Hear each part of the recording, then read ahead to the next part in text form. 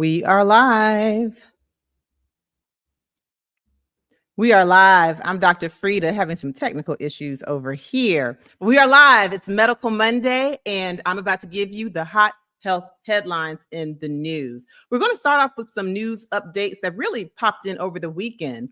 We'll start with RFK Jr., the head of HHS. I've had a big issue with him because of a lot of misinformation that he shared about measles. Well, guess what? He finally came around and he endorsed the MMR vaccine and stated that the best way to prevent the measles is through getting the MMR vaccine. He said it after now 2 children, both unvaccinated, have passed away from the measles in Texas. We'll talk about that in the measles update. And then let's talk about Real Housewives of Atlanta. Did y'all watch last night? Well, Britt Edie, okay, there's a whole lot to talk about with her. She did share some health information. She shared that she has an aunt who passed away of a stroke, and she had shared previously that her father passed away from a blood clot. And so we'll talk about some of these health issues that have come through the RHOA platform. And then we'll play my favorite game, myth versus fact. And we're talking about menopause. Yes, menopause, because Oprah did a whole big menopause revolution conversation. And so we'll talk about some myth versus facts when it comes to menopause and what you should know.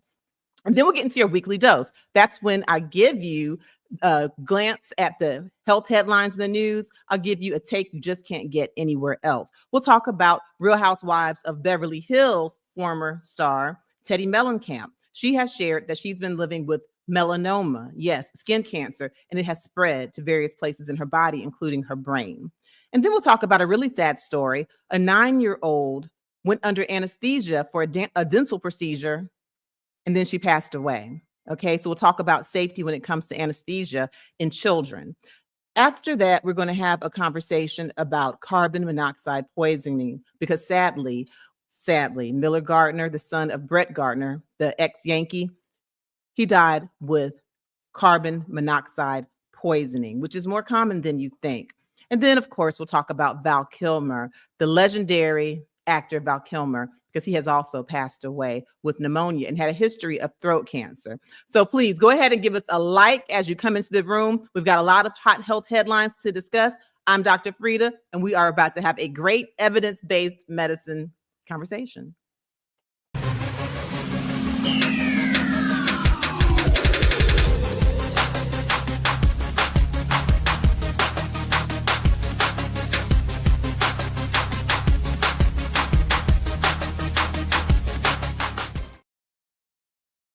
Hello, hello. I'm Dr. Frita, and we are live, and it's time for Medical Monday. Hello to everyone here on YouTube. Hello to everyone joining us on Facebook. And of course, we are now streaming on Instagram as well. Welcome, welcome, welcome. Please put in the chat where you're watching us from, and we'll go ahead and get started, but not alone, of course, to my office manager and my co-host, Miss Shador. Please come on up to the stage.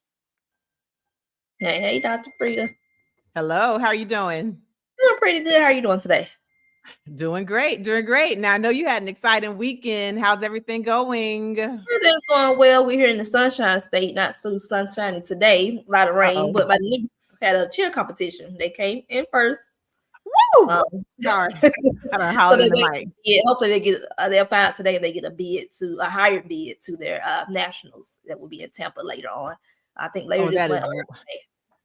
This is crazy because, of course, Shador, you've been with me. You've been my practice manager for 12 years and counting. And so I remember your niece, look, before she even hit the earth, I've known her since she was a little baby. And now to think that she's out there winning first place in competitive cheer, just time is moving. So congratulations to her and her team and to your entire family for being so supportive. And I hope you get some sun in the Sunshine State. Yeah, we had some sun. We had some sun the first 2 days. Okay. A little partly cloudy, rainy today. I think the rain's over, hopefully. So we'll get out later today and see what's going on. I hope so. You know, I'm from Florida, St. Petersburg, Florida. And if it's like it normally is, you might get a quick rain and then sun, quick rain and then sun. I hope that's what's going on. I don't know. Yeah. But you know, for us, well, we had a big, of course, AAU basketball weekend. We had more tournaments. And my daughter's team did very, very well. They actually won the championship, and she won MVP. And so I'm really excited about that. She went bananas. She scored so many points, and her ball handling has gotten so good. I'm just real proud of her.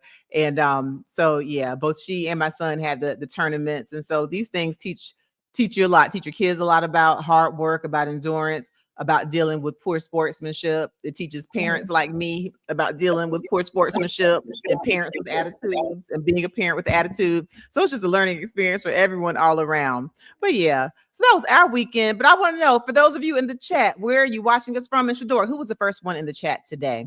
Absolutely. First one in the chat today was Logan. Hi, Logan. Hi, Logan. And we have 2 members today, Dr. Frita. Shout out to Shaul.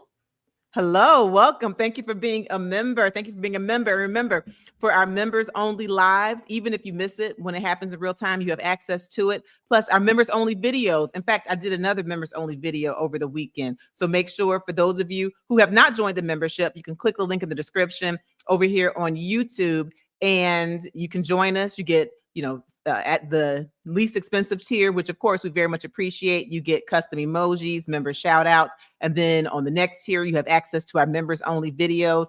And then on the next tier, you have access to the members only live Q&A.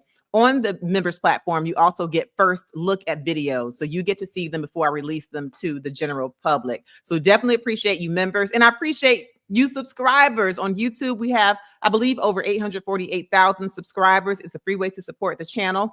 So I appreciate everyone who's subscribed, and to everyone who's watching me on Facebook, to our followers there on Instagram, I appreciate you for joining. All right. So without further ado, let's get started. And Shador, if you see people who are watching from afar or any cool places, just please go ahead and shout them out as we go. So now, before we play my favorite little game, myth versus fact, I want to talk about some news that came in over the weekend. The first thing came in Sunday, just yesterday.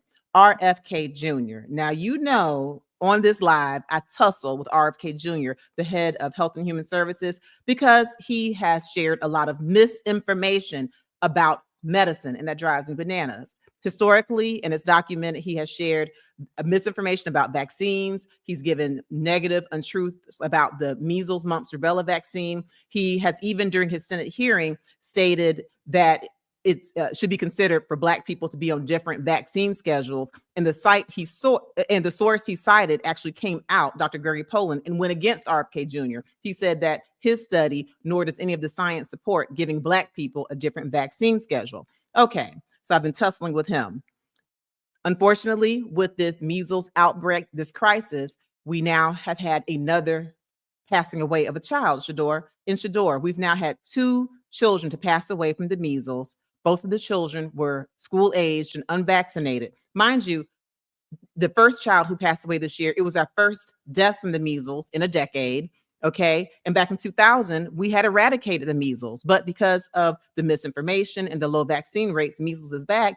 And even though I heard President Trump saying that, these things happen, it's not unusual to have measles outbreaks, this is unusual because even as of March, we had more cases in the United States in 2025 than we had in the entire year of 2024. And now we've over doubled since then. We've had over 640 measles cases, and the numbers are rising. So this is not a run-of-the-mill measles outbreak. I will say, to RFK Jr.'s credit, he finally stated, he made a statement, he put it out on X, I understand, where he said that the best way to prevent measles is with the measles vaccine, the MMR vaccine. Granted, all of us scientists and doctors have known this for decades and decades. The evidence supports it. Nevertheless, he's the head of HHS. He finally stated the truth. So please consult with your physicians. Please, if you have not had your children vaccinated, talk to your doctors. Your children are eligible for the vaccine between ages 12 months and 15 months for the first dose, for the second dose of the MMR vaccine between the ages of 4 years and 6 years. And if you're older than that and you haven't been vaccinated, talk to your doctor about getting vaccinated.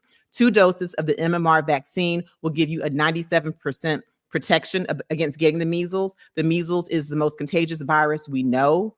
Okay. If you are unvaccinated and you're exposed to the measles, you have a 9 out of 10 chance of getting the measles. Okay. And even if an infected person with the measles walks out of a room, you can still get the measles 2 hours later. That's just how big and bad the measles virus is. Okay. So that's something new. Finally, RFK Jr., even though he still spouts other misinformation, even a broke clock is right twice a day. Even a broken clock is right twice a day. All right. So another update before we get into myth versus fact. RHOA. Put a 1 in the chat if you watched the Real Housewives of Atlanta episode last night. Yes, I watched. Yeah, I watch it, and I'm a fan of the RHO franchise. At any rate, Britt Edie. We're not going to get into everything with Britt Edie, but we know that she's a newbie, and she and Kenya have had conflict. If you watched it the previous week, you saw where Britt Edie was literally threatening Kenya Moore, saying that she had weapons and whips and things like that during an argument. She outright threatened her. Okay. And that was the previous episode. But now this episode from yesterday, Kenya Moore did the absolute most. So we won't get into that. But from a medical perspective, something that Britt Edie did share. She shared in these past 2 episodes, where one, she shared that her father passed away with a blood clot, a DVT. And she also shared on yesterday's episode that her aunt passed away from a stroke. So she's had a lot of medical trauma in her life. And again, what I do appreciate is when these reality stars use this vast platform, this huge platform, to actually share medical information. And so as far as blood clots, just remember, you are at risk if you're a smoker, if you're living with obesity, if you're on birth control pills, if you're on hormone replacement therapy, if you have a family history of blood clots or a personal history. Also, if you have some type of a genetic disorder that will predispose you to being having an increased risk for clotting, like certain people with lupus, okay, can have increased clotting in the blood. So make sure you consult with your doctor. If you get symptoms, the blood clots usually occur in the legs, like in the leg, the thigh, the pelvis, and these clots in the vein can break off and they can travel to your heart, your lungs, and cause PEs or pulmonary emboli. 25% of the people who get PEs or pulmonary emboli pass away. Okay. And in the United States, we have 900,000 cases of these blood clots, these pulmonary emboli, each year. Okay. So it's a real thing. It can happen. You're also at risk if you are post-surgical. Okay. So if you're kind of bedridden after you've had a surgery, say you've had a fracture and you're in the bed, well, this being sedentary can make the blood pool in the veins and cause clots. Okay. And then these clots can go to your heart, your lungs. You can pass away. It's very serious. Young people can pass away. Check out my, Instagram. Check out my Instagram live that I did on Saturday night. And I talked about 2 friends of mine that I lost due to blood clots. Okay. So it's a real thing. I do appreciate Britt Edie for sharing that. And of course, when it comes to strokes, we know that strokes is one of the leading causes of death. There are different kinds, hemorrhagic. If you go right here on my YouTube channel and you go in the search bar, Dr. Frita. If you look up blood clots, I have videos on blood clots. If you go to Dr. Frita and you look up videos on strokes explained, I have videos there. And put in the chat if you guys want me to do any shorts or any reels, any short form content, and I'll do that on these as well. All right. So let's get moving. Go ahead and make sure you give us a like. Please subscribe. Please follow me on all platforms because I am going to give you evidence-based information. Get your questions ready for here. And if you want to have a full live Q&A, of course, always join the membership. All right, Shador. Shall we get started with my favorite little game, myth versus fact? Let's get at it. All right. Today we're talking about menopause. And I've been talking about menopause because I did a panel just last month. I did it with the Stone Mountain alumni chapter of Delta Sigma Theta Sorority Incorporated. I joined them on a wonderful panel. And that's where we talked about hot flashes and cool conversations. So we know now that Oprah just did a huge show on menopause and perimenopause, and a lot of things, I mean, it's not talked about that much. Okay. So let's do a couple of myth versus fact statements and see what we have going on. Now, Shador, I have lost you. If you hear me, oh, there you go. All right. Let's put that first myth versus fact statement up, please. I'm like, all right. Where she go? She found the sun and went outside. Okay. Menopause only causes hot flashes and mood swings. Menopause only causes hot flashes and mood swings. Put an M1 if that's a myth. Put an F1 if that's a fact.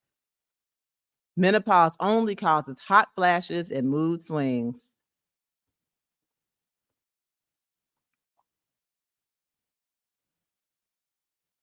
All right, let's do our myth versus fact statement number 2, please, Shador.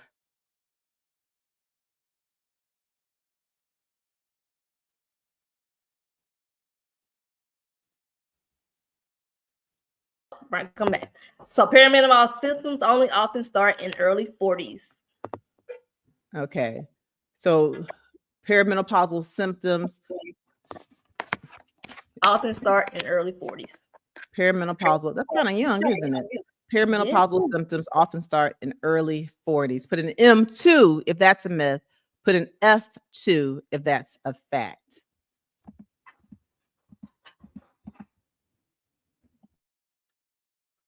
All right, pencils down, pencils down. All right, Shador, do we have any takers on YouTube, on Facebook, on Instagram? Let's go back to that first menopause question.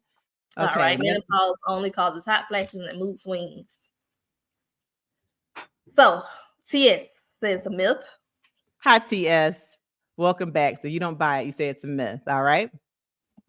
Also, Marina says it's a myth.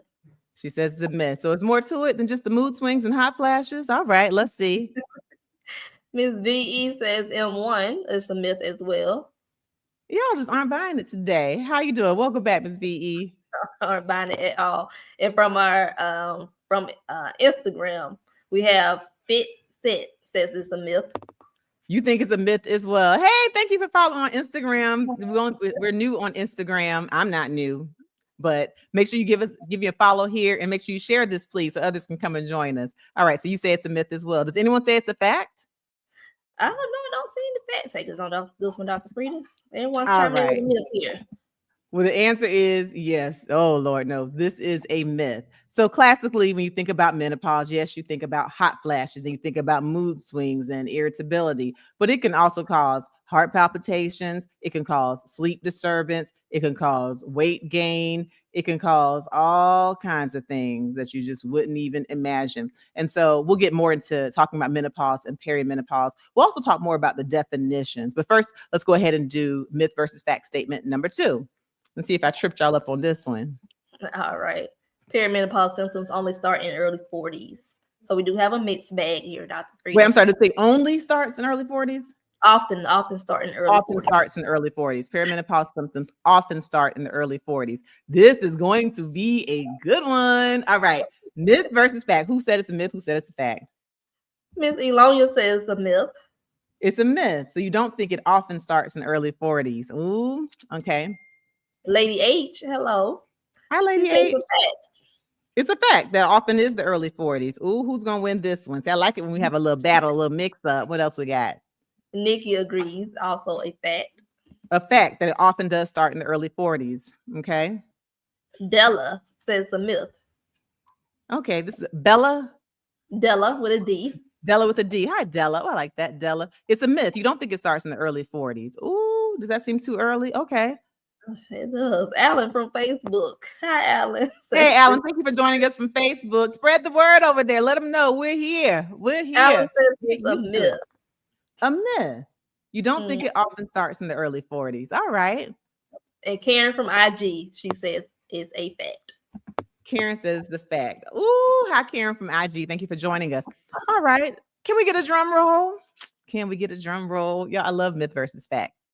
Okay, so menopause, or really perimenopausal symptoms often start in the early 40s.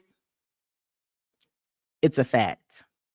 It's a fact. All right, so we're going to talk a little bit about menopause, and then I do want to play a clip from Oprah and some of her experiences. So when we're talking about perimenopause, we're talking about the transition into menopause, which is when a woman no longer has periods and is no longer able to have children in the natural sense of the word.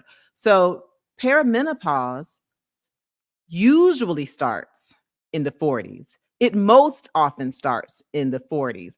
And you can definitely still be having your cycle, but you can start having perimenopausal symptoms. Okay, so we know that as far as women and with our genital urinary system, our ovaries make estrogen. Well, when that estrogen starts to decline, that's when you start going into perimenopause. And again, it starts most often in the early 40s. So you can get irregular periods. You can get very heavy periods or very light periods, periods that are spaced apart, or periods that are coming in less than 21 days. Yes, you can get hot flashes. Yes, you can certainly get mood swings, irritability. You can also get anxiety. You can get weight gain in places you didn't even know you could gain weight, largely in the belly, get an increase in belly fat. You can get hair that grows in places you didn't know you can grow hair. Oh my gosh, you can start looking like a whole man if you're not careful when it comes to perimenopause.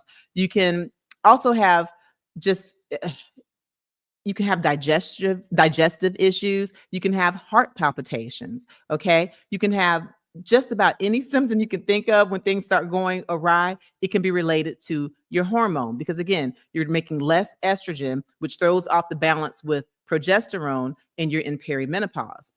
So what's the difference between perimenopause and menopause? So the perimenopause, these are the transition years leading up to menopause. And for most people, it averages about 4 years. You go through perimenopausal symptoms, and then you go through menopause, and then you're on the other side, postmenopause. But it can last up to 8 years. I'm sorry to tell you, ladies, it can happen up to 8 years. And menopause is not a disease. It's not a disorder. It's a natural transition. Spoiler alert, every woman who lives long enough, every person born with ovaries will eventually go through menopause. And so, yes, it can last up to 8 years. Average lasting is about 4 years. And then you are in menopause when you have been without a period for 12 consecutive months, no menstrual cycle for 12 consecutive months. Then it's called menopause. And after that, you're postmenopausal. But yeah, perimenopause most often starts in the 40s, and it's very rude. Make sure you check out I did a little, just a little brief overview on my social media where I talked about hot flashes, cool conversations, and a shout out to the Stone Mountain Alumni Chapter and to my friend, nurse practitioner Shanta Bullitt, for putting it together. Also for Dr. Sheila, if you go to her social media at Dr. Shelia, she is someone who really specializes and has written a book on ways to deal with perimenopausal symptoms. Ways that aren't necessarily medicine. She has a lot of natural ways, and I actually think that's pretty cool. So please check her out. All right. So that is that on that. So shall we talk about the second? So that was the second question. Have covered all the questions. Yeah. We should do 2 myth versus facts questions, Dr. Frita. Oh, great. That brings me to another symptom, brain fog. Brain fog is another symptom of perimenopause. All right. So now, so in addition to us having our Delta conversation, hot flashes, cool conversations, now Oprah did it on a whole big stage. So let's just play a clip. Shador talking about Oprah Winfrey and her take on menopause and what she went through. Sat down with the TV legend to talk about why it's so important for women to understand this part of their lives and embrace it. Every woman will experience menopause, but when it happens, will you be prepared? In a new special, Oprah empowering women to speak openly about menopause. I didn't have night sweats and I didn't have hot flashes, but I had never heard that heart palpitations was a symptom of menopause. I wanted to do this because when I was going through it, there was nothing, there was nobody. I felt literally like I was going to die every single night. The queen of daytime TV says her menopause symptoms were missed by doctors. For 2 years straight, y'all, I did not sleep. I picked up a book and the pages open to palpitations, your heart's wake-up call.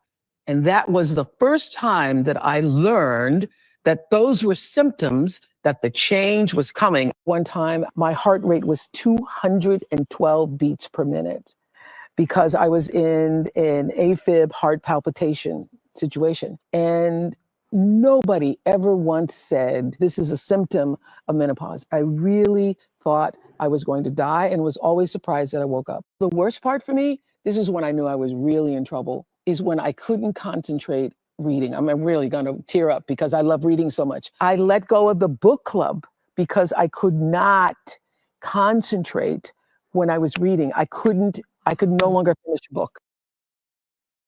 All right. So I thought it was really a great thing that Oprah did using her platform. In the chat, anyone who wishes to share who has gone through perimenopause or who's even, postmenopausal, please list some of the symptoms that you've had, or if you know of loved ones who've gone through it, or if you remember your mom was back in the day in the cold of winter, snatching off their clothes because they were having a hot flash. Mention any of the symptoms that you know of or have gone through it, and we'll go and talk about some of those as we go along. But yes, it's very important. It's a conversation, and now that I think about it, it is not a conversation that's been had widely. A lot of women don't talk about it. One thing that is important to note is triggers, okay? And you can share that also in the chat, any triggers. But I'll tell you what some triggers are that we know for hot flashes. Spicy foods. That sounds wild, right? Spicy foods can be a trigger for hot flashes. Of course, hot weather.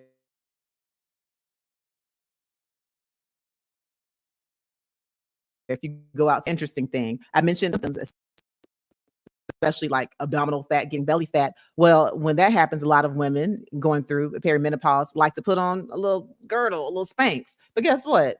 Wearing tight fitting clothing or fabrics that aren't breathable, that's another trigger. So you can be putting on your Spanx or your girdle because of the symptom of perimenopause, gaining belly fat. But then by wearing that, it could trigger you to have a hot flash. Alcohol, smoking, these are some other triggers, potential triggers of hot flashes. So make sure you consult with your doctor. Please don't try to fight menopause alone or perimenopause. Talk to your doctor. And sometimes it can just be through history and physical, they can help to diagnose whether you have it. There are hormonal tests like FSH, follicular stimulating hormone, other tests as well, estradiol, your testosterone, progesterone, Dutch test. Go to your doctor, your primary care doctor. Also, even your OBGYN will be very good. And there are certainly treatments that can help to decrease hot flashes, help to decrease symptoms. And then there are natural remedies as well. All right. Before we move on, did anyone put in any symptoms of hot flashes or any symptoms of perimenopause or menopause, Shador? Yes, they did. So quite a few chimed in. Miss Sylvia. Hi, Miss Sylvia. She says incontinence.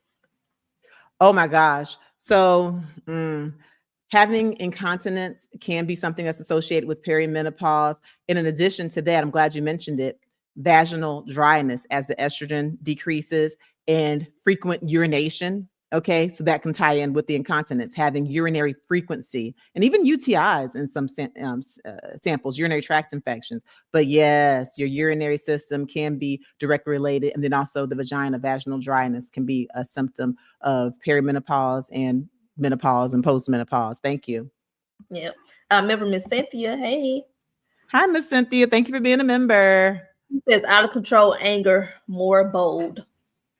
That's true. That's true. So you can have out of control anger, really mood swings, irritability, anxiety, depression. All of these can be associated with the changes in hormones. Being more bold, that can go two ways, Miss Cynthia. You can be more bold in a way that's impulsive, okay, like with anger, or you can also be more bold as you just get growner and wiser and you just don't give a rip anymore and you have confidence in your stand. So it can be two things. It can be positive in one way, but if you're lashing out and going to heck off on everybody, that could be some mood swings and irritability definitely associated with menopause, perimenopause. Very good. Absolutely. And Karen on IG, she listed us a good deal. Oh, come on, Karen on IG, come with it. Heart palpitations, brain fog, irritability, weight gain, hot flashes, and indigestion. Yes, all of it. Yeah, and the digestive issues, that's not something that people talk about very commonly, but absolutely can be related to menopause. All of the above. That brain fog is a real one. I have a friend of mine just recently went on some hormone replacement therapy, which she resisted for a while. And she said that she just didn't know how much kind of forgetfulness and brain fog that she was having that was associated with the perimenopause. Also nighttime, not being able to sleep, having night sweats, okay? Having night sweats. Oh my gosh, I've heard some of the funniest stories, y'all. People say to just strip on down and just stand up and just stand under the fan in the room wearing nothing but what they came into this earth with. And they said their husbands just be looking like, what's going on? So yeah, those night sweats can really, get you out of bed, make you drench your sheets. And so it's a real deal. All right. And then Ebony, I'll share Ebony's and we'll move on. Ebony, okay, hi, Ebony. She says frozen shoulder, dry eyes, itchy skin, and ears, a lot of crying. Okay, now a lot of crying, that being emotional, having the emotional ability can be related to perimenopause. But I will say, if you're having frozen shoulder, that's not going to be a classic perimenopause symptom. And so I want you to make sure you talk to your doctor, make sure it's not an orthopedic issue like a rotator cuff. And definitely, and we've talked about it here on the channel, you want to make sure you're not having shoulder pain. That's one of those atypical or unusual symptoms of a heart attack. Okay, so please talk to your doctor. You can click off this live right now and give your doctor a call, please, and come back and watch us on the replay. Hey, replay crew. And what else did she say? The itchy eyes, dry eyes. Now, you can sometimes get dry skin and things that will change with your hormone levels. Other things that can cause itchy eyes, dry eyes, the high pollen counts. And we talked about how we've broken records with pollen counts, and even certain autoimmune disorders can do it, like Sjogren's syndrome. An autoimmune disorder can cause you to have dry eyes as well. And then the itchy skin, oh my gosh, the list is longer than my arm. You know, you could have allergies, you could have kidney issues where you have high phosphorus causing you to have itchy skin. It could be a detergent that you're using, a soap that you're using. And yes, hormonal changes can sometimes affect the way that your skin feels and the dryness. All right, that's a pretty good little list. Y'all make sure you go ahead and give us a like as you're coming in here. Give us a like on Facebook, Instagram, and YouTube. And for those of you who are new to our channel, welcome. I am Dr. Frita. I'm an MD. I'm a medical doctor. I've had multiple board certifications. I am a board certified nephrologist, meaning I'm a board certified kidney doctor and high blood pressure doctor. I've also been board certified in internal medicine and pediatrics. And most recently, I received my board certification in obesity medicine. And so I love to learn. And more importantly, I love to share my knowledge. So make sure you keep on coming back on Medical Mondays, noon Eastern Standard Time, and we will keep sharing the knowledge, and you'll be able to ask me questions. Go ahead and put your comments in, including where you're from. And, you know, we'll give y'all shout outs as we go along around the way.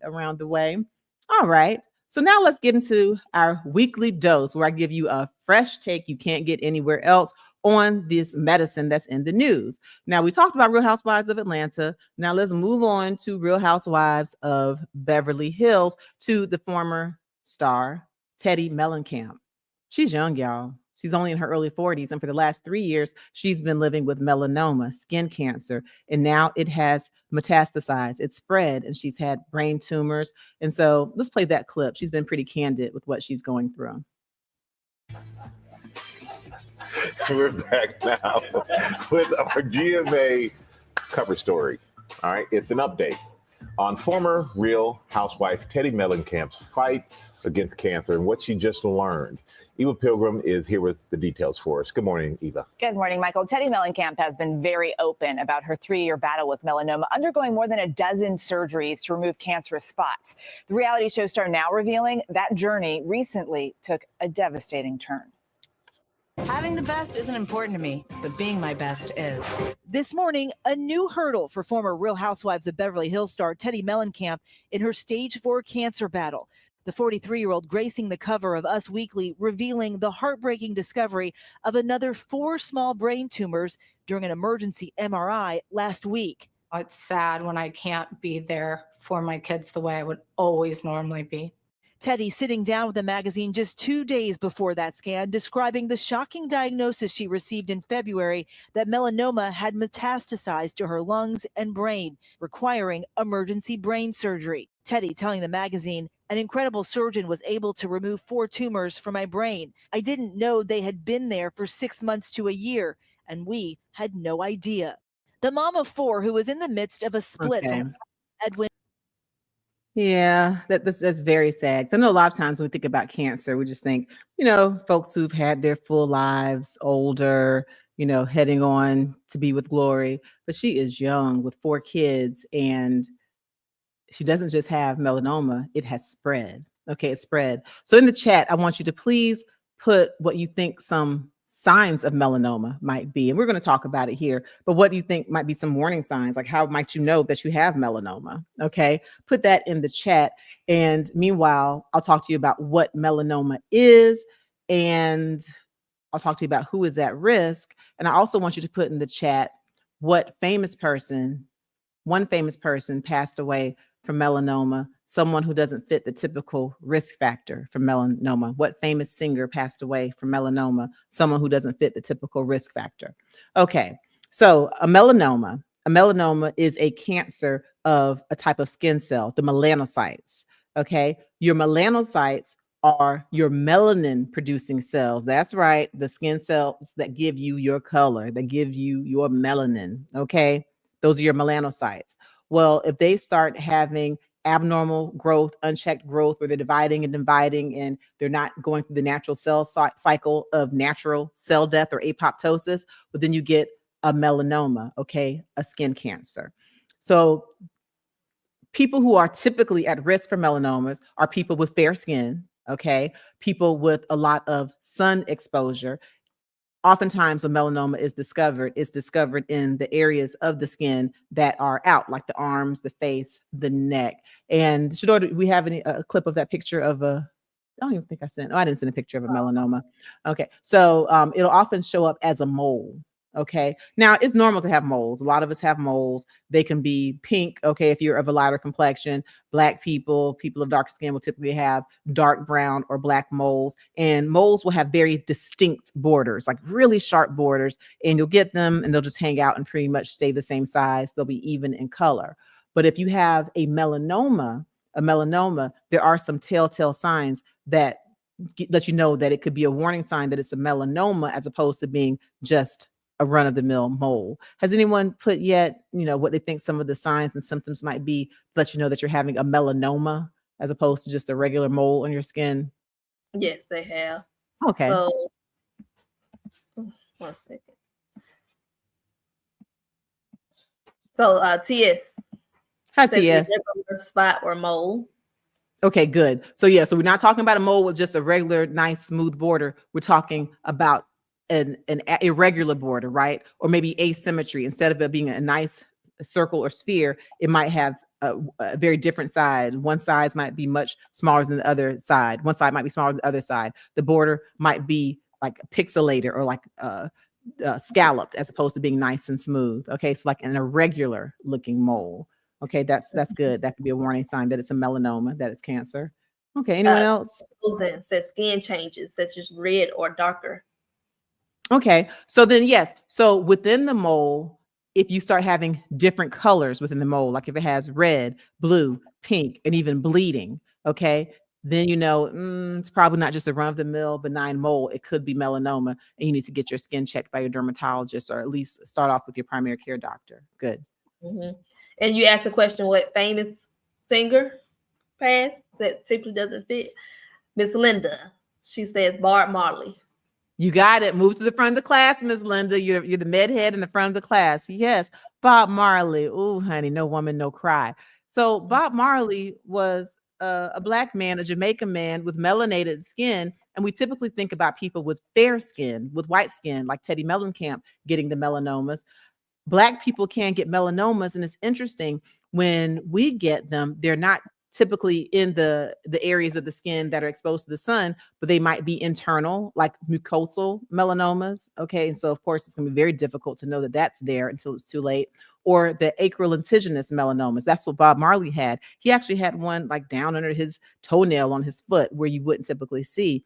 And sadly, they offered him treatment and they recommended an amputation. Okay. Just to make sure that invasive melanoma was cleared. And he rejected that. He didn't want that treatment. Ultimately, he ended up passing away and the melanoma spread. But that's right, Bob Marley, a Black man. So what is that saying for Black people, for people with darker skin, people with brown skin? Still give yourself a skin check. If you see a mole or something that's changing, do understand that it's not just fair skin people who get melanoma. So that's really good. All right. So yeah. And if you are someone who's at high risk, going back to the fair skinned people, it's often recommended that your dermatologist give you a full skin check. I'm talking about from the rooter to the tutor, looking at all your skin up and down every year, at least once a year. Consult with your doctor and find out if that's what's been recommended for you. But, beyond just melanomas, there are squamous cell carcinomas, basal cell carcinomas. Right here on my YouTube channel, Dr. Frita, I do have a video on skin cancer. Okay, signs, symptoms, and treatment. All right. So certainly wishing the best for Teddi Mellencamp and praying for her survival. We know she's had multiple of these brain tumors removed, and it does sound like they are metastatic. And so, and she's gone through some radiation, I understand, and immunotherapy. And I just wish her the best. I don't wish cancer on anyone. All right. Going on to this next story. Y'all go ahead and hit that like button, please, on all platforms. Let's talk about, this is a sad one, Shador. This is a sad one. Put a 2 in the chat if you've taken your child, grandchild, niece, if you've taken a child to the dentist for a dental procedure, or just even if it's routine, if you've gone to the dentist with your child or a child you helped to take care of in the past year. Put a 2 in the chat if you've gone to the dentist for your child or a child you helped take care of in the last year. Any 2s yet? No, not yet. Okay. Well, Listen. Sienna, I'm gonna put Hi, a 2 Sienna. about the Frita, and I read this story after I had a dental visit with my baby. So, oh gosh. And listen, and if we don't have more twos in the chat, then we have a lot more to talk about. They're coming. You gotta give them Okay, a little who put some twos? Who had children who've gone to the dentist? PB, hello. Hi, PB. Chris from Facebook. Hey, welcome from Facebook. Hi, Chris. Chandra, also from Facebook. Hi, Chandra. I was like, now I know y'all not sitting up there. I'm like, y'all children's teeth are gonna fall flat out their heads. Okay, we got some twos. Very We got good. Bella from IG as well chiming Hi, in. Bella. Okay, good. That's right. You definitely want to go. You want to get those routine cleanings. You want to make sure that your children's teeth are preserved, and so they don't have to have veneers by the age of 8. But this next story is very sad because a 9-year-old child went to the dentist, put under anesthesia for her dental procedure, and she passed away. Please play this clip. This is the worst. Investigating the death of a 9-year-old girl who died after being placed under anesthesia during dental surgery. The medical examiner's office says the girl had the procedure done earlier in the day at Dreamtime Dentistry in Vista. After being discharged from the facility, she remained asleep on the way home. Her family discovered her unresponsive in bed, and paramedics took her to a hospital where she died. The dental office says the girl was discharged awake and in stable condition. They are cooperating with the medical examiner in its investigation. This is a parent's nightmare. Is it not? Is it not? You know, on this channel, what we do, and for everyone who's new, on Medical Mondays, we take the health in the headlines and we use it to try to have healthier, happier lives ourselves. And so what I'm going to do is focus on the teaching points of this, but y'all have to give me a second because nobody wants to lose a child, especially a 9-year-old so full of life. You're just doing what you're supposed to do, trying to take care of your baby. They went to the dentist and she passed away. So I want to first say that anesthesia for children is typically safe. It's typically low risk. The first child documented to have had anesthesia was back in 1842, Shador. And back then, they only treated children just like little adults, okay? No really big changes. They treated them like little adults. It wasn't until like the 1930s that we started to have specialized pediatric anesthesia and realizing that not only are they people who weigh less than adults, but their airways are different. They require different anesthesia to the point that we now have pediatric anesthesiologists. So a specialty, a subspecialty for pediatrics. And we have pediatric anesthesiology groups, organizations, associations. And so they take great care to make sure that pediatric anesthesia is safe. For the most part, it is safe. It's low risk. Here's where it's high risk, Shador. And this is where the FDA actually put out a warning. If your child is less than 3 years of age, then it's recommended that you minimize the anesthesia. Definitely, you don't want to have it for more than 3 hours, and you don't want repeated sedation. Now, this goes out of the window if you have a child who's very sick or has life-threatening conditions. They need to have multiple surgeries before the age of 3, like a child with congenital heart problems, things of that nature, okay, or brain issues. But unless it's necessary, like as far as elective surgeries, doctors really try to wait till children are over the age of 3, again, unless it's an emergency. And pregnant women also, if you are in that last trimester, if you're pregnant, they ask that you try to avoid elective surgeries or going under anesthesia unless it's absolutely necessary or having repeated anesthesia. Consult with your doctor, consult with the anesthesiologist. But in general, pediatric anesthesia is safe. But in this case, this child has passed away. The investigation is not over. It's absolutely standard, and there are protocols for children to be awakened, making sure that they are alert, answering questions before you let a child go home.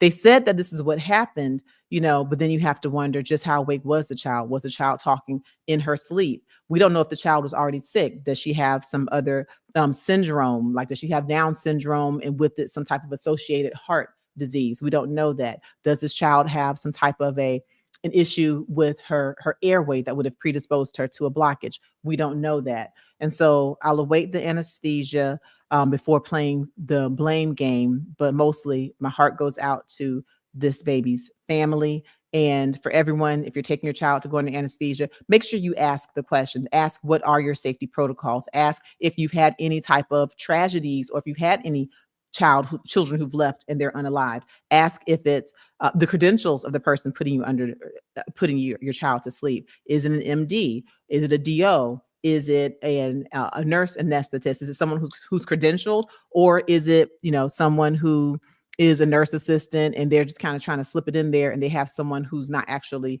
credentialed to put you under? Okay, and you also want to ask the level of monitoring. Are they monitoring your child's oxygen level? Are they monitoring your child's EKG, their heart rhythm? Because a lot of times for procedures, dentists, because I know for my children's dentist, there is, for them getting their teeth pulled, you have the option of going to a hospital and actually having pediatric anesthesiologists put your children to sleep. But sometimes dentists will offer it. They say, hey, we could do something here in the office, which could be fine and it could be safe, but you want to ask the questions. What are their safety measures and what are the credentials of the person putting your child to sleep?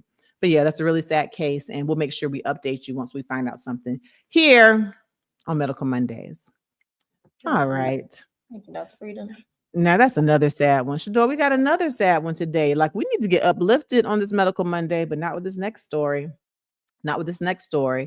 Gardner, Miller Gardner, who's the son of Brett Gardner, an ex-New York Yankee, unalive from carbon monoxide poisoning. For those of you in the chat, we're going to play this clip, but then I want you to tell me what you know about carbon monoxide. I want you to tell me what places, what are some of the risk factors from getting carbon monoxide poisoning, and what can be done to prevent carbon monoxide poisoning. And then we'll have the discussion. But let's play this clip, Shador, please.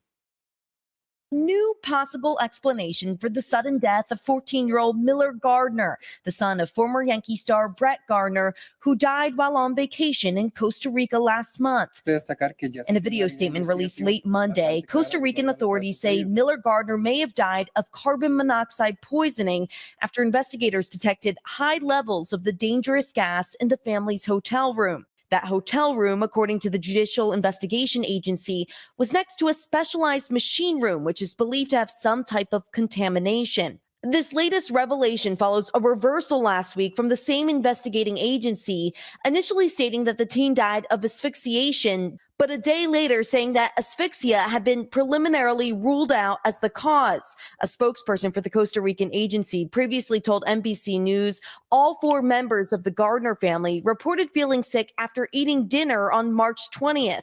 The next day, Miller was found in his hotel room. His parents saying in a statement he passed away peacefully in his sleep. Another child. Y'all, I'm really not trying to depress y'all this morning. But yeah, we have another child, and this child died of carbon monoxide poisoning. Did anyone yet put in the chat what they know about carbon monoxide poisoning? We're about to talk about it. Yep, T Chosen. Hey, Hi, T Chosen. Hey, welcome back. Colorless and has no smell. T Chosen, come on to the front of the class. Absolutely. That's the scariest thing about it. Like, I know some of us with gas ovens, if you mess around and bump it or turn the oven on, you'd be like, oh, something smells like gas. Something smells like gas. You have that warning. But carbon monoxide, colorless, odorless. You can be sitting there breathing it in and have no idea that you're breathing in a potentially fatal gas. Thank you, T Chosen. Anyone else? Yep, TS chimed in. TS says carbon monoxide monitors should be in place, just like smoke detectors. People just kind of feel sick, like cold or flu.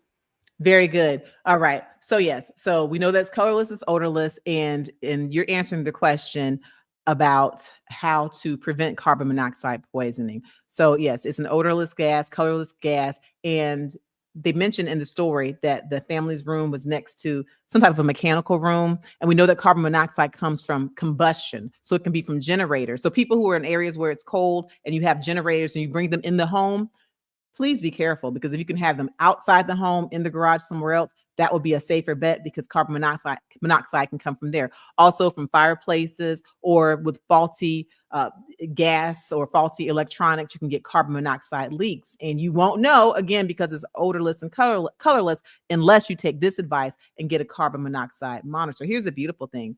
This is something you can order online.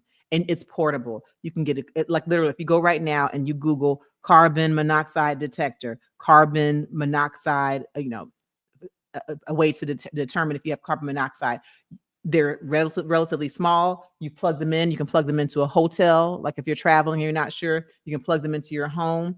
And yeah, they'll go off and they'll let you know if you have a likelihood of having carbon monoxide. So yeah, everyone go ahead and Google carbon monoxide detector. And look, I'm going to do it today, Shador, because I'll be honest, with the different traveling that we do, I just don't think about it. You just assume, and I'm sure, Brett Gardner, they're a family of means, an ex-Yankee. I'm sure they're just thinking, hey, wherever I'm going, it's, probably 5-star. It's probably fine. And that lets us know we can't take it for granted. We can't assume, I'm sorry that happened to that child. So yeah, getting a carbon monoxide detector. And she said something else.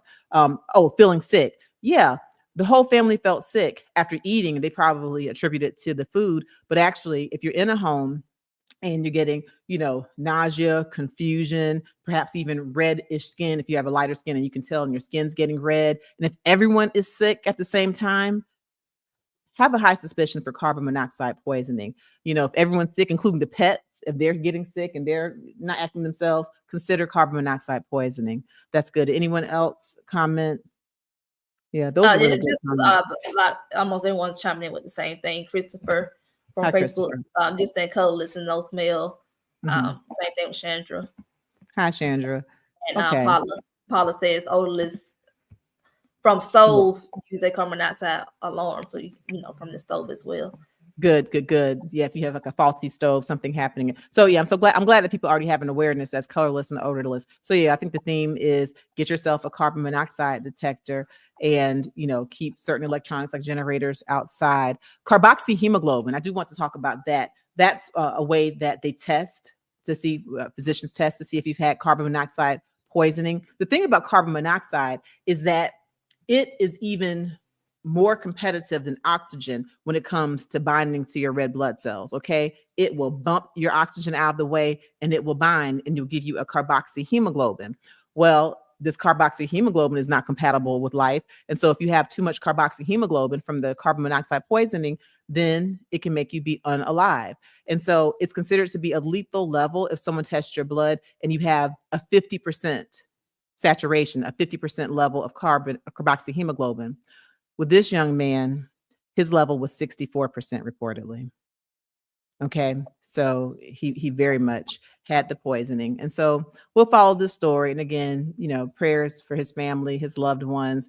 And we're taking this tragic headline to hopefully save some lives among us here on Medical Monday. Get yourself a carbon monoxide detector. Okay, go ahead and Google it. It won't cost $1 million, but your life is priceless.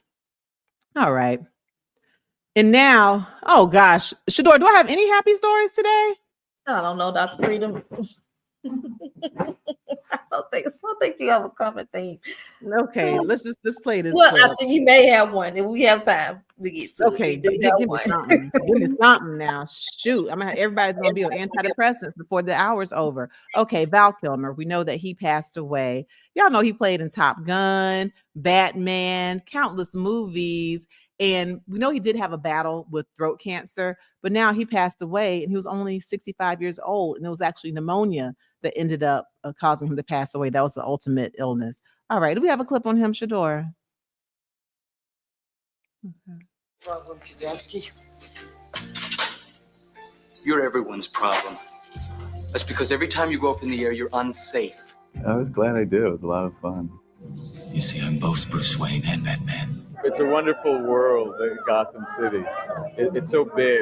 It really was a pleasure. I'm gonna love you till the heavens stop the rain. From The Doors to Top Gun's Iceman to Batman, Val Kilmer was a leading man for over 30 years. But in his late 50s, he was diagnosed with throat cancer and underwent a tracheotomy to help him breathe. One of his final roles was in Pay Dirt with his daughter, Mercedes. I just want to be your dad now, if that's okay. Come here. I love you, Jamie. My voice is good, and I'm better than others. I intend to work until I'm 150 years. I want to play the oldest man on earth. In his 2021 documentary, Val, which his son narrates, the actor said he sounded worse than he felt. That is horrible. And Listen, I need to get a poker face. These stories are just too much. So yeah, so rest in peace to Val Kilmer. And he did have the throat cancer, as they shared, ultimately passed away from pneumonia. And so y'all, let's just do what we do. Let's take this headline and let's at least see if we can learn something from it. So let's talk about throat cancer. Okay, so throat cancer is, as the name implies, a cancer of the throat. It can be from your oropharynx, like just where you swallow. It can be in your voice box, okay, your vocal cords, anywhere there. It can be asymptomatic, meaning you have no symptoms, and that's scary. Or you can present with a lump in your throat, lump in the neck, pain with swallowing, even ear pain. That can be an odd presentation for throat cancer. And of course, it's when these cells in the throat have abnormal replication. They have a mutation or a change in the gene. They keep growing, and they can take over other parts of your body, spread to other organs. Let's talk about some risk factors. So the number one risk factor for throat cancer, smoking cigarettes. Smoking cigarettes. Now, I know I get on here and preach every week, and I'm going to preach real quick this week. Smoking cigarettes, it's on the risk factor list of so many things. Smoking is a risk factor for heart disease, which is the number one killer. It's a risk factor for cervical cancer, a risk factor for lung cancer, a risk factor for skin cancer, a risk factor for kidney cancer, a risk factor for poor circulation. And yes, smoking is also a risk factor for throat cancer. So if you smoke cigarettes, please do me a favor and don't. Consult with your doctor. We have ways to help you to come off the cigarettes. So yes, that's the big risk factor. But there are people who are non-smokers who can also get throat cancer as well. Now, with him, he had a tracheotomy, right? So you've heard of a trach, I'm sure, where in order to breathe properly, there is an incision that's made in your trachea. That's that tube, that little ring tube that is between your throat and your lungs. It leads down to your bronchi, those lung tubes. So that's your trachea. And so when they do the tracheotomy, or they cut that trachea and they put a little tube that helps you to breathe, well, there can be complications. For someone like him, who's an actor and whose voice is his tool, his voice is what allows him to get out there and do the roles. It, of course, distorts his voice, as you've heard, and he has to, plug it in order to speak. And so that's a huge issue it was with his career, having that tracheotomy. But of course, it allowed him to be able to breathe and to live.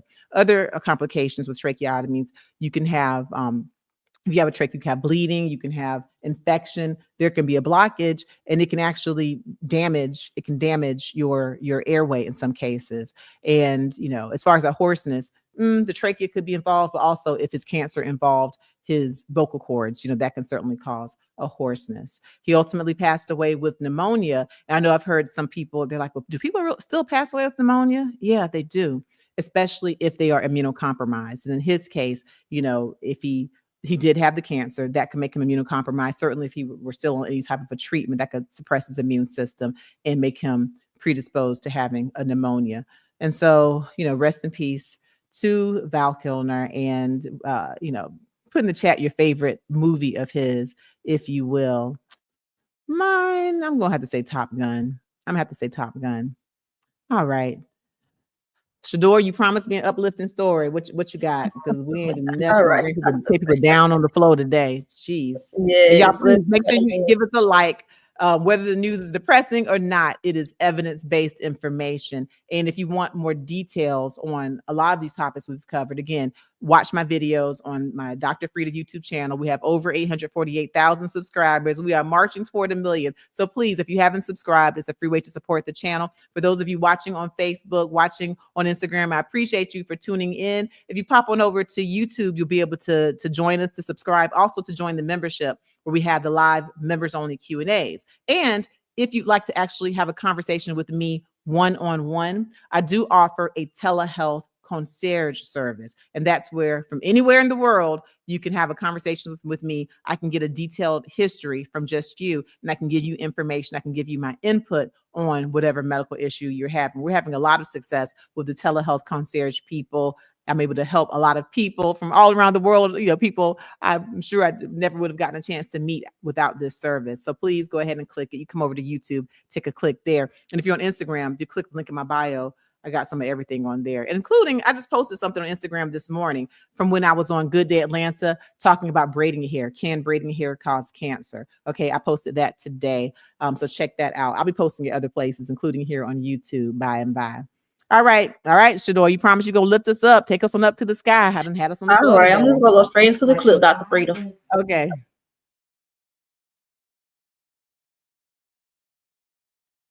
His chest, he doesn't realize this is the most urgent medical crisis of his life.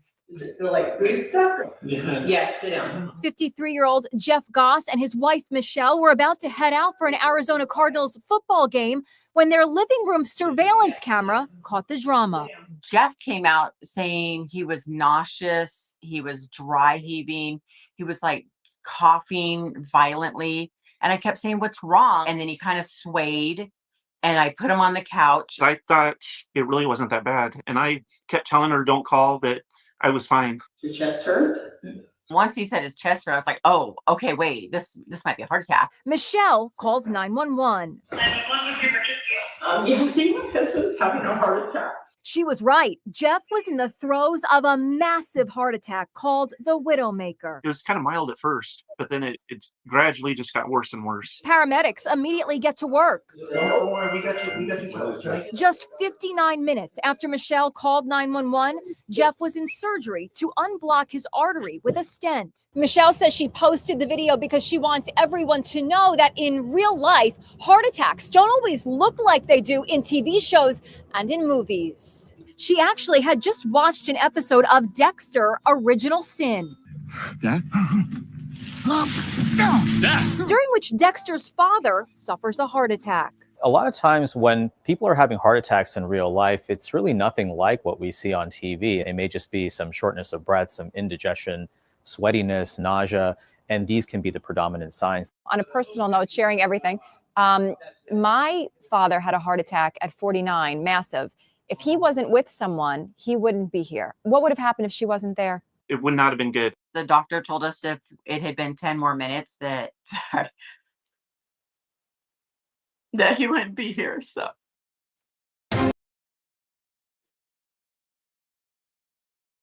All right. Thank you, Shador. That was an uplifting story as promised.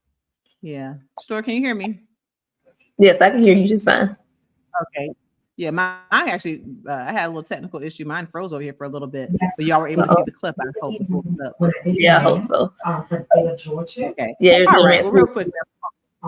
Huh? They ran smoothly on this side, so I don't know. Okay, good.